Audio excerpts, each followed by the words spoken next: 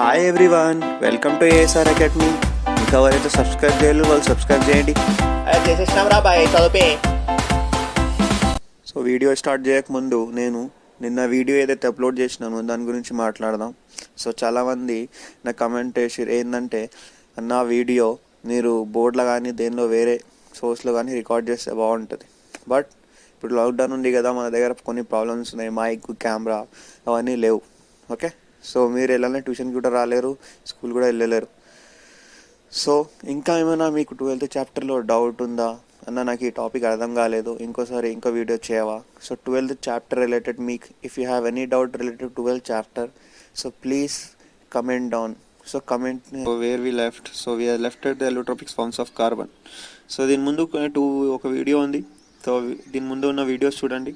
So అక్కడ మీకు hybrid orbitals అంటే ఏంటి, హైబ్రిడేషన్ అంటే ఏంటి, కార్బన్ ఇంట్రొడక్షన్ ఉంది. సో అది కూడా చాలా ఇంపార్టెంట్. సో అది లేకపోయినా కానీ మనం ఇక్కడ నుంచి కూడా కంటిన్యూ చేసుకోవచ్చు. ఇది చాలా ఇంపార్టెంట్ టాపిక్స్, అందుకే నేను సపరేట్ వీడియో చేస్తున్నాను. ఎందుకంటే ఇది కూడా 4 మార్క్స్కి చాలాసార్లు అడిగారు ఎగ్జామ్లో. అండ్ ఇంకోటి important thing, so important thing అంటే టెక్స్ట్ బుక్లో కొన్ని పాయింట్స్ లేవు. సో నేను అది ఎన్సీఈఆర్టీ బుక్ రిఫర్ చేసి కూడా అది కూడా మీ పాయింట్స్కి చెప్తున్నాను. సో ఫస్ట్ థింగ్ ఏంటంటే ఎలోట్రాపిక్ ఫార్మ్స్. ఎలోట్రాప్స్ అంటే ఏంటి? సో ఎలోట్రాప్స్ అంటే every element has some properties, physical and chemical. So if A element has same chemical property but different physical properties, so then it is known as allotropics. So different forms of elements are known as allotropes. So if you say that the carbon atoms undergoes or classified in 2 allotropic forms, first one is amorphous, second one is crystalline. So when you go on the amorphous form, so amorphous form లో example చూస్తే coal, coke, charcoal, animal charcoal, ల్యామ్ dung. So ఇవన్నీ కొన్ని organic materials ఉన్నాయి. So which you find in the nature. Okay, earth crust. So అన్ని materials మీకు earth క్రస్ట్లో కానీ are మన నేచర్లో దొరుకుతాయి. సెకండ్ థింగ్ ఏంటంటే క్రిస్టలైన్. సో ఇవి కూడా ఈ 2 ప్రోడక్ట్స్, సో అమార్ఫస్ ఉన్నా కానీ క్రిస్టలైన్ కానీ, సో ఇవన్నీ మనకు నేచర్లో దొరుకుతాయి. సో అమార్ఫస్ అనేది ఒక category, second category crystalline. So దీనిలో ఇంపార్టెంట్ ఓన్లీ అమార్ఫస్కి ఎక్కువ డిస్క్రిప్షన్ లేదు, జస్ట్ కోలు అంటే కొన్ని ఫాజిల్ ఫ్యూల్స్ ఉన్నాయి, ఫాజిల్ ఫ్యూల్స్ ఎగ్జాంపుల్స్ ఉన్నాయి అంతే. సెకండ్ ఏంటంటే క్రిస్టలైన్ ఫార్మ్స్. ఇది చాలా చాలా ఇంపార్టెంట్. సో చాలా అంటే ఎన్ని స్టార్స్ ఇచ్చినా సరిపోదు దీనికి. సో క్రిస్టలైన్ ఫార్మ్స్కి ఎగ్జాంపుల్స్ చెప్పాలంటే ఫస్ట్ వన్ అనేది diamond, is very important. Second one is graphite. Third one is fullerens. So fullerens, so Buckminster fullerens 660, soccer ball kuda antaru. And fourth one is nanotubes. So adi kuda chala useful. So we'll start from the diamond. So if you start from the diamond, so diamond undergoes sp3 hybridization. So దీనికి 3-dimensional structure ఉంటుంది. Okay, so first మనం general topic ఏంటి diamond గురించి. So first మీ text బుక్లో ఉన్నవి డిస్క్రీన్ చేద్దాం. So text book డిస్క్రీన్ చేసిన తర్వాత సో నేను కొన్ని ఎక్స్ట్రా రిలేటెడ్ టాపిక్ ఏదైతే డైమండ్ గురించి అది కూడా చెప్తాను. సో అది కూడా చాలా ఇంపార్టెంట్. సో వీడియోకి బాగుంటుంది. So diamond each carbon undergoes sp3 hybridisation. So అన్ని ఇప్పుడు దాకా జస్ట్ మనం ఎవరైతే హైబ్రిడేషన్ టాపిక్ చదవలేరు ఆర్ రాదు వాళ్ళు మన ప్రీవియస్ వీడియో చూసుకోవచ్చు, ఆర్ వేరే వీడియోస్ ఉంటాయి యూట్యూబ్లో, అక్కడ కూడా రిఫర్ చేసుకోవచ్చు. సో sp3 హైబ్రిడేషన్ ఏదైతే ఉంది CH4 ఎగ్జాంపుల్ టెట్రావాలెన్సీ ఎన్వైరన్మెంట్. సో దీనికి 3 డైమెన్షన్స్. ఇక్కడ ఏంటంటే ఒక కార్బన్ ఎలిమెంట్ ఇంకో కార్బన్ ఎలిమెంట్తో చాలా స్ట్రాంగ్గా బాండ్ అయి ఉంటుంది. So which provide strength and we required large amount of energy to break down that. Okay, so ఇది one of the hardest material అందరికీ తెలుసు. ఓకే, సో దీని తర్వాత ఎక్స్ట్రా ఇన్ఫర్మేషన్ నేను చెప్పిన కదా. సో ఎక్స్ట్రా ఇన్ఫర్మేషన్ ఏంటంటే, సో ఫస్ట్ మీరు డైమండ్ అంటే కోహినూర్ డైమండ్ ఏదైతే నిజామ్స్లో మన హైదరాబాద్లో తీసుంటారు. సో అవి వచ్చేసి 180 క్యారెట్స్లో ఉంటుండే. సో ఇప్పుడు ఏదైతే డైమండ్స్ మీకు ఉన్నాయి, సో అవి 100 కానీ బిలో 100 క్యారెట్స్ ఉన్నాయి ఇప్పుడు. సో అప్పుడు ఏంటంటే ఒక మనిషిని చంపాలంటే వాడు ఒక డైమండ్ తింటే చచ్చిపోతారు. సో పాయిజన్ అవసరం లేదు, అంత డేంజర్. సో ఇప్పుడు ఏంటంటే ఇది everyone know diamond is hardest and costly. And will see how the diamond is formed. So diamond is formed under the 50,000 to 60,000 atmospheric pressure. So pressure అనేది 50,000 60,000 కావాలి. ఇంకోటి అక్కడ టెంపరేచర్ వచ్చేసి అరౌండ్ 1873 కెల్విన్స్ ఆఫ్ టెంపరేచర్ కావాలి. Okay, so 2 things ఉంటే అప్పుడు ఆ ఏవైతే ఫాజిల్ ఫ్యూల్స్ ఉంటాయి కదా, సో మనకి యాక్చువల్లీ డైమండ్ ఎక్కడ దొరుకుతుంది? సో కోల్ మైన్స్లో కానీ మనకు డైమండ్ దొరుకుతుంది. సో అక్కడ ఏంటంటే ఈ టెంపరేచర్, ఈ ప్రెజర్ని ఆ వస్తువులో పెడితే సో ఆ టైంలో మనకు అది డైమండ్ దొరుకుతాయి. సో దీని మెల్టింగ్ పాయింట్, సో మీరు దాన్ని మెల్ట్ చేయాలంటే దాని మెల్టింగ్ పాయింట్ కూడా ఉంది. ఎంత అంటే 3930 డిగ్రీ సెల్సియస్. సో మీరు దాన్ని ఇప్పుడు మెల్టింగ్ పాయింట్ ఆఫ్ వాటర్ ఉంటుంది కదా, అట్లనే ఒకదాన్ని కరిగేయాలంటే దానికి ఒక టెంపరేచర్ ఉంటుంది. సో అట్లనే దీని టెంపరేచర్ చాలా ఎక్కువ. సో డెన్సిటీ చూద్దాం. సో మీ డెన్సిటీ వచ్చేసి 3.51 grams per centimeter cube. And important thing ఏంటంటే మీరు ఎగ్జామ్లో రాసేది బాండ్ యాంగిల్, బాండ్ లెంత్ గురించి చాలా అడుగుతారు. సో డిఫరెన్స్లో కూడా అదే రాయాలి. సో ఎగ్జామ్లో అడుగుతారు difference between diamond and graphite, or write something related to the bond angle and bond length related to the diamond. So ఎగ్జామ్లో అంటే మనం ఇది రాయాలి. సో అన్ని జనరల్ టాపిక్స్ ఏంటంటే అది కాస్ట్లీ, హార్డెస్ట్, కోయిన్యూ డైమండ్ అని common.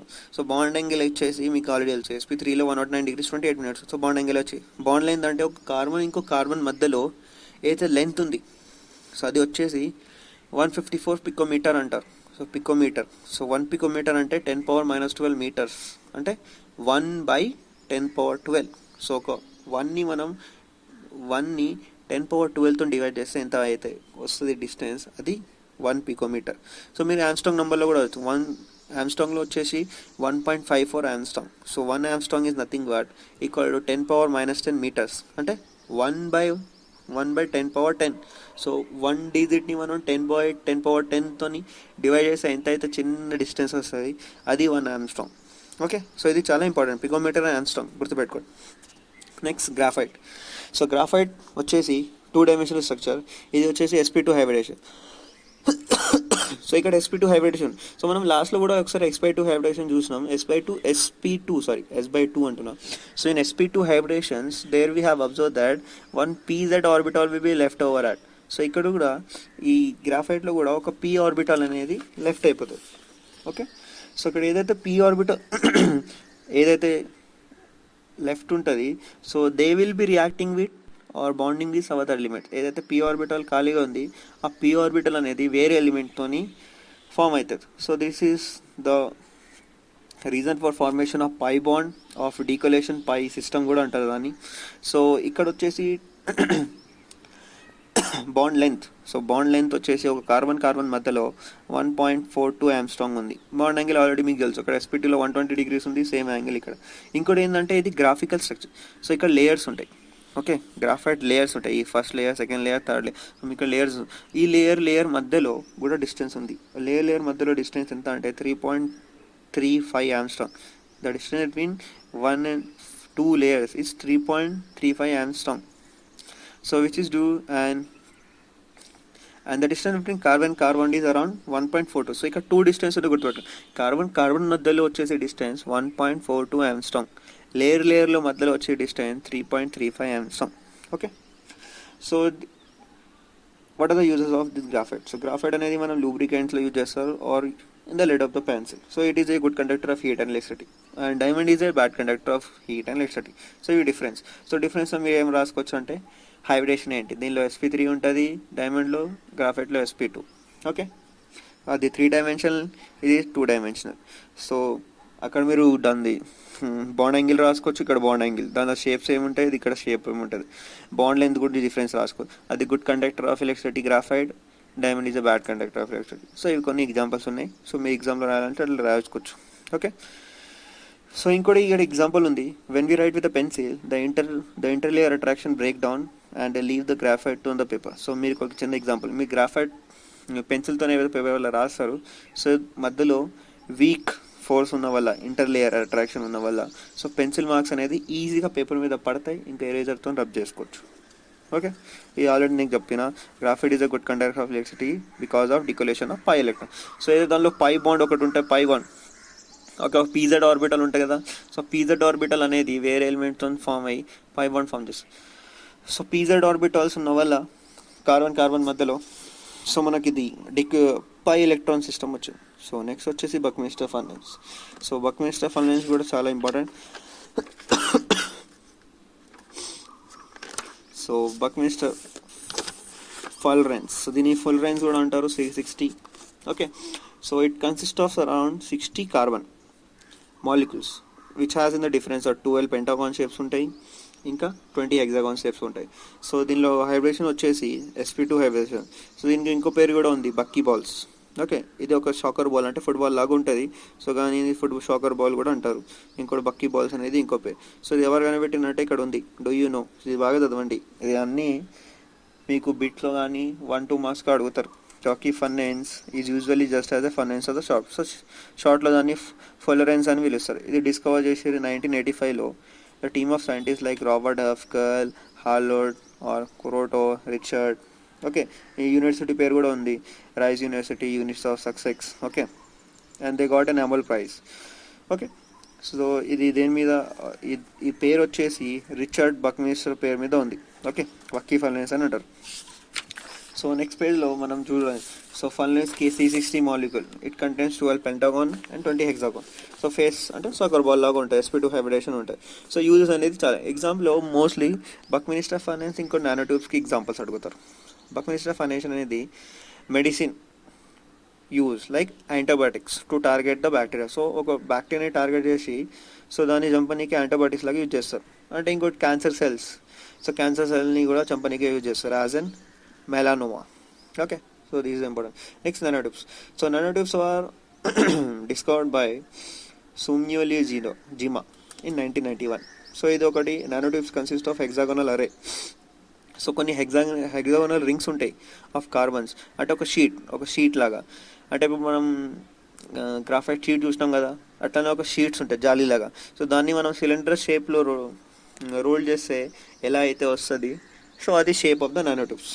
Okay, so mostly these are the good conductor of electricity and used in the molecule. So ఇక్కడ కూడా యూజెస్. సో ఫస్ట్ నానోట్యూబ్స్ అనేది ఏందని గుర్తుపెట్టుకోండి, ఎవరు కనిపెట్టారు, సుమ్యోలి జిమా.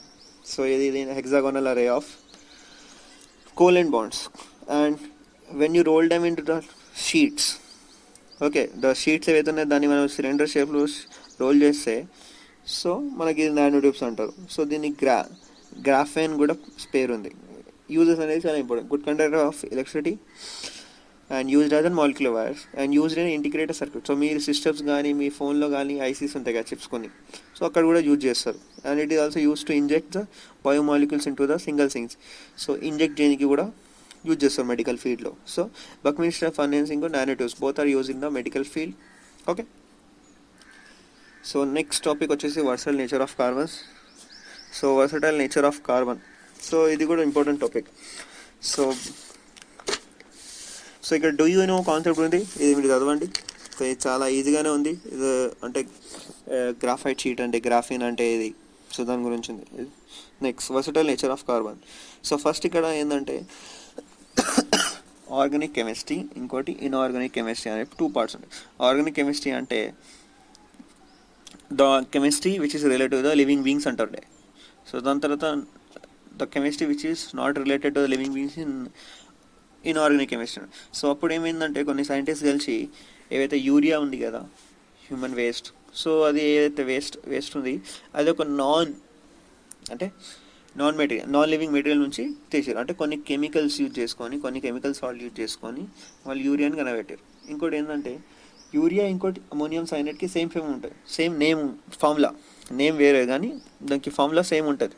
సో కానీ ఇక్కడ ఏమొచ్చిందంటే అప్పుడు కొన్ని సైంటిస్టు ఇన్ఆర్గానిక్ అంటే ఏవైతే నాన్ లివింగ్ థింగ్స్ ఉన్నాయో, నాన్ లివింగ్ థింగ్స్ని కూడా లివింగ్ థింగ్ మెటీరియల్స్ని ప్రొడ్యూస్ చేస్తే సో అప్పుడు ఒక చిన్న చేంజ్ వచ్చింది. అంటే దానివల్ల ఏమైందంటే కొన్ని సైంటిస్ట్కి ఇన్స్పిరేషన్ వచ్చేసి, కాదు ఆర్గానిక్ కెమిస్ట్రీ అంటే not only for living things, it is also for the non living things. So అంటే అప్పుడు దాకా ఏం చేశారంటే కొత్త నేమ్ ఇచ్చారు. Organic chemistry is nothing but is a name is given to the all the materials which are made up of carbon. అంటే ఏవైతే వస్తువులు ఉన్నాయి భూమి మీద, ఏవైతే కార్బన్ ఉంటుంది దానిలో, సో అన్ని మెటీరియల్స్ ఏవైతే అన్ని ఆర్గానిక్ కెమిస్ట్రీ కిందకి వస్తుంది అంతే.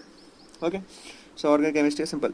సో మీకు ఇంకా బ్రీఫ్లో కావాలంటే ఇక జేజే బల్నియస్ గురించి చదవండి. ఇక్కడ ఈ ఎఫ్ వూలర్ 1828 ప్రొడ్యూస్ అయిన organic compound like urea in lab by heating the inorganic, ఒక సాల్ట్ని హీట్ చేసి ఒక ఆర్గానిక్ మెటీరియల్ని తయారు చేసింది. ఓకే, ఈ ఇన్స్పిరేషన్ వచ్చేసి కొంత కెమిస్ట్కి the gave a new name to the organic compound. Okay, so you have an history about Wooler F Fuller అని ఉంది కదా 1800 to 1882. సో ఇది చదవండి, ఇది కొద్దిగా ఇంట్రెస్టింగ్గా ఉంటుంది. సో నెక్స్ట్ మనం క్యాటినేషన్ గురించి చదువుదాం. సో క్యాటినేషన్ అంటే ఏంటి? సో క్యాటినేషన్ అంటే ఎబిలిటీ, కార్బన్ది ఎబిలిటీ ఏంటి? So carbon is an ability to form the longest chain. So actual carbon ఏంటంటే ఒక కార్బన్ ఎలిమెంట్ అనేది ఇంకో కార్బన్ ఎలిమెంట్ ఇంకా కార్బన్ ఇట్లా లాంగ్ చైన్ ఫామ్ చేస్తుంది. అంటే కొన్ని డిఫరెంట్ టైప్స్ ఉంటాయి. స్ట్రేట్ చైన్ వస్తుంది, బ్రాంచ్ చేంజ్ వస్తుంది, మనకు వాళ్ళ సైక్లో స్ట్రక్చర్స్ వస్తాయి, క్లోజ్డ్ ఫిగర్స్. ఓకే, సో అన్నీ వచ్చేసి క్యాటినేషన్ కిందికి వస్తుంది.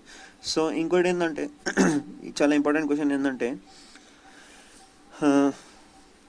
The ability of a carbon to form the bond in so many ways. అంటే ఇక్కడ మనం చూడొచ్చు, ఒక కార్బన్ అనేది ఇంకో కార్బన్తో ఫామ్ అవుతుంది, ఇంకో కార్బన్ అనేది డిఫరెంట్ ఎలిమెంట్స్ కూడా ఫామ్ చేసుకోవచ్చు. సో దీనికి చాలా డిఫరెంట్ వేస్ ఉన్నాయి. సో దానిలో ఏవి ఏంటంటే ఫస్ట్ థింగ్ ఏంటంటే to form the number of longest chain with the help of the same element. అంటే కార్బన్ అనేది కార్బన్ ఎలిమెంట్తోని బాండ్ అయ్యి ఒక లాంగ్ చైన్ ఫామ్ చేస్తుంది. సెకండ్ థింగ్ అంటే it show the catenation. Okay, అదే క్యాటినేషన్ అంటే ఏంటి అదే. ఇంకోటి ఏంటంటే various bond, double bond, single bond, అంటే సింగిల్, డబల్, ట్రిపుల్ అన్ని బాండ్ ఫామ్ చేస్తారు. సో అందుకే అనేది దీన్ని versatile nature or versatile elements in nature అంటారు. Okay, so carbon is known as versatile element of the nature. ఎందుకంటే దీనిలో త్రీ ప్రాపర్టీస్లో ఫస్ట్ ఏంటంటే లాంగ్ చైన్ ఫామ్ చేస్తుంది, to form the longest number of compound, అంటే దానిలో ఎక్కువ కంపౌండ్స్ బాండ్ చేసుకోవచ్చు. ఇంకోటి సెకండ్ థింగ్ క్యాటినేషన్, అంటే లాంగ్ చైన్ ఫామ్ చేసుకోవచ్చు. థర్డ్ థింగ్ ఏంటంటే different types of bond form చేస్తుంది. So this is the reason why the carbon is known as versatile element of the nature.